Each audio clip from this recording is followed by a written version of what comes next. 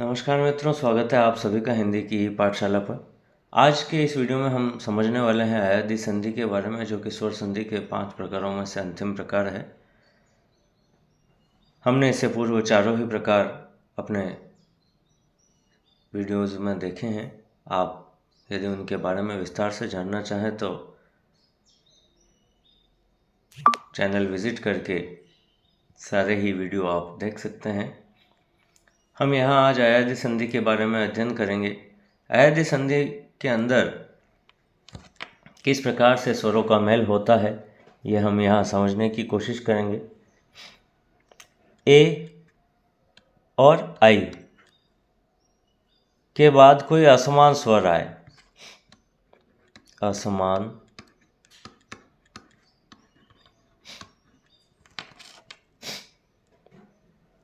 तो क्या होता है, ए का अय और आई का आय हो जाता है। यह हमें विशेष रूप से ध्यान रखना है। ए का क्या हो जाता है, अय,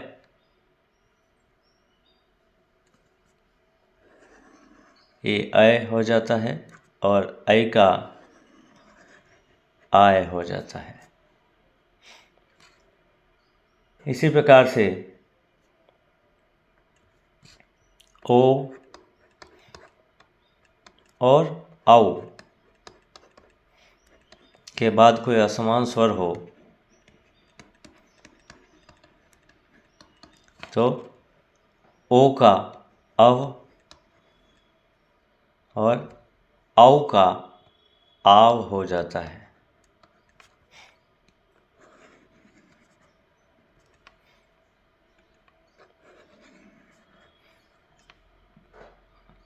इस प्रकार से यहाँ पर ए, आई, ओ और औ स्वर का असमान स्वरों से मिलने पर रूप परिवर्तन होता है।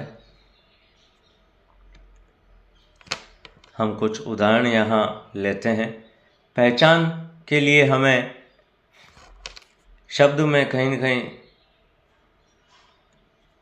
अय,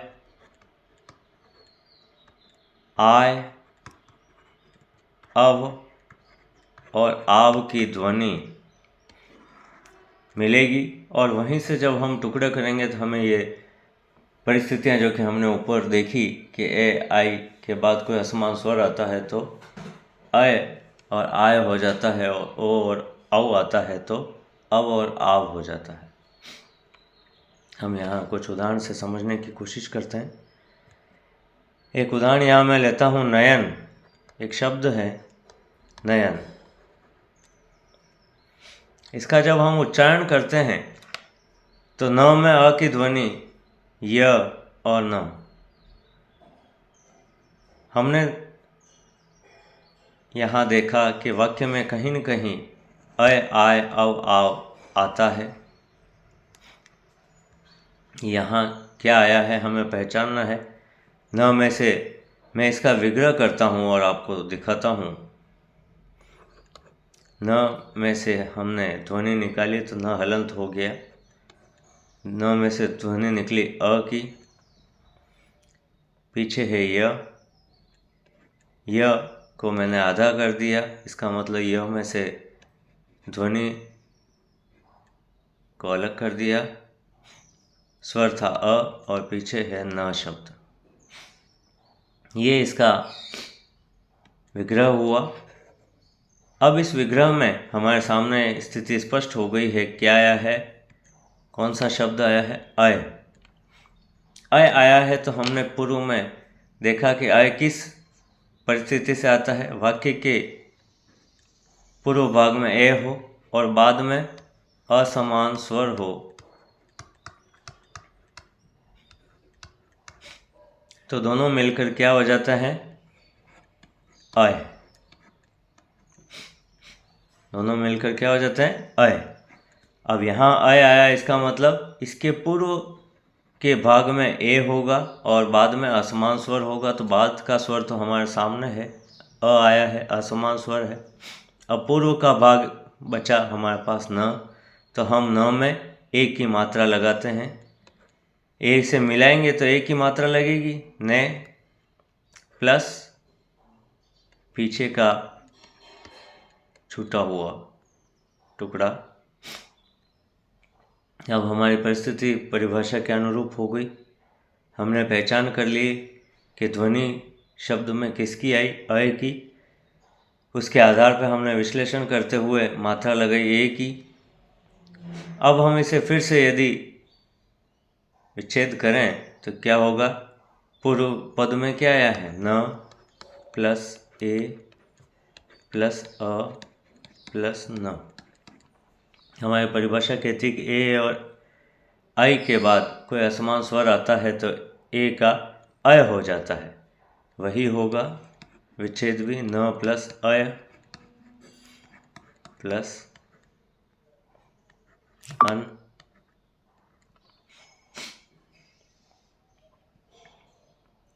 तो हमने पुनः उसी शब्द को प्राप्त कर लिया। एक आध उदाहरण से मैं और आपको समझाने की कोशिश करता हूँ।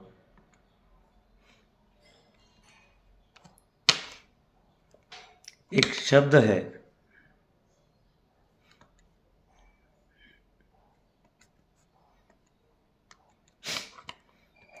भवन। इस शब्द का उच्चारण करके हम देखते हैं, भ में ध्वनि आई अ की, व और न। जब हम इसके टुकड़े करते हैं तो भ को मैंने हलंत कर दिया, आधा कर दिया, भ में से ध्वनि निकली अ, फिर व में से मैंने ध्वनि को अलग कर दिया अ और शेष न। अब हमारे परिभाषा के अनुरूप यहाँ एक शब्द आया है अव, जो कि हमने पहचान के शब्दों में भी लिखा है कि इस प्रकार की संधि जहाँ होगी वहाँ शब्दों में अय, आय, अव और आव की ध्वनि कहीं न कहीं छिपी रहेगी। यहाँ हमें अव की ध्वनि प्राप्त हुई। इसका मतलब हमारी परिभाषा के अनुरूप अव किस कारण से बनता है, ओ के बाद असमान स्वर हो तो ओ का क्या हो जाता है, अव हो जाता है। इसका मतलब पूर्व पद में ओ जुड़ेगा और पीछे असमान स्वर होगा। यहाँ पीछे असमान स्वर है। अब का हम टुकड़ा करते हैं तो ओ के रूप में होगा और ये मिलेगा भो प्लस अन। भवन का शुद्ध विग्रह भो प्लस अन होगा और इसे हम पुनः परिभाषा के अकॉर्डिंग विश्लेषित करें तो ये उसी रूप में मिल जाएगा, भ प्लस ओ प्लस अ प्लस न। ओ के बाद असमान स्वर आया है तो ओ का क्या हो गया, अव हो गया है। भ हलंत अव अन।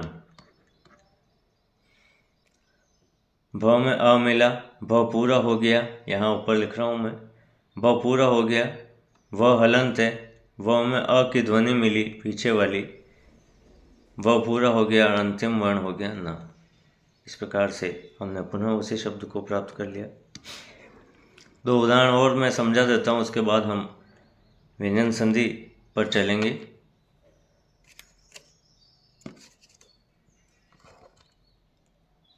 एक शब्द है नायक।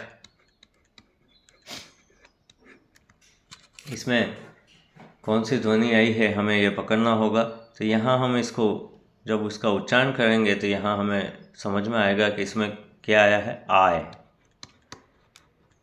क्या आया है, आय। अब आय आया है, हम इसका विग्रह करते हैं, न हलंत, न में से आ निकाला हमने, फिर य को मैंने हलंत कर दिया, य में से ध्वनि निकली अ की, य का उच्चारण करेंगे तो हम ध्वनि किसकी आएगी, अ की, और पीछे क्या है, क। अब आय आया है, इसका मतलब आय किस वजह से आया है, वाक्य में कहीं न कहीं आई हो और उसके बाद क्या हो, असमान स्वर हो, तो दोनों मिलकर क्या हो जाता है, आय हो जाता है। यहाँ ए आई है तो आई की मात्रा, आई जुड़ेगा न में, नहीं, प्लस अक, हमारे पास इसका शुद्ध विग्रह आ गया है। हम इसी का फिर से विश्लेषण करें तो न आई प्लस असमान स्वर अ प्लस क, ये असमान स्वर होने से क्या हो गया, आय, न प्लस आय प्लस क। अब यहाँ न हलंत है, न में आ आकर जुड़ा, हो गया ना, यह यहाँ मैंने अक लिखना था,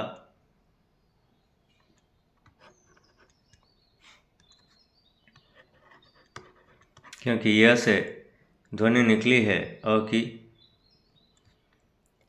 यह हलंत, यह में ये अ आकर जुड़ा, यह पूरा हो गया और अंत में क, उसी शब्द को हमने प्राप्त कर लिया।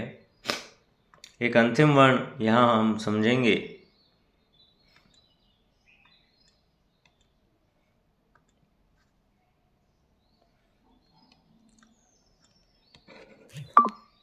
पावक एक शब्द है,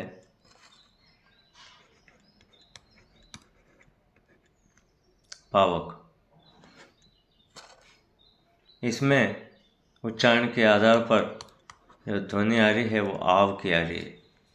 आव किस रूप में बनता है,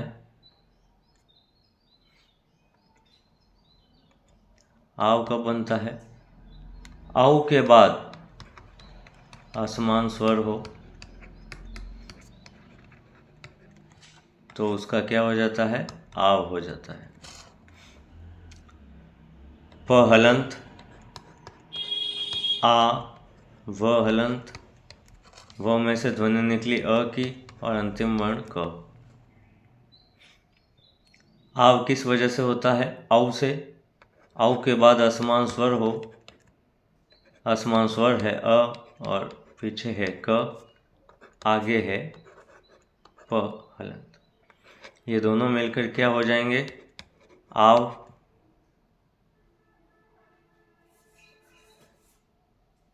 ओ का हो जाएगा आव, अक हमारे पास शेष रहेगा। प हलंत प में आकर मिलेगा आव प्लस अक, प में आकर आव मिला, पा, व आधा है, व में अ मिला और क हो गया। इस प्रकार से हमने पुनः उसी शब्द को प्राप्त कर लिया। आशा है स्वर संधि के पांचों प्रकार आपको अच्छे से समझ में आए होंगे। किसी प्रकार की कोई जिज्ञासा हो तो आप कमेंट बॉक्स में कमेंट करके ज़रूर बताएं, ताकि उस पर हम चर्चा कर सकें। वीडियो को ज़्यादा से ज़्यादा शेयर करें। धन्यवाद।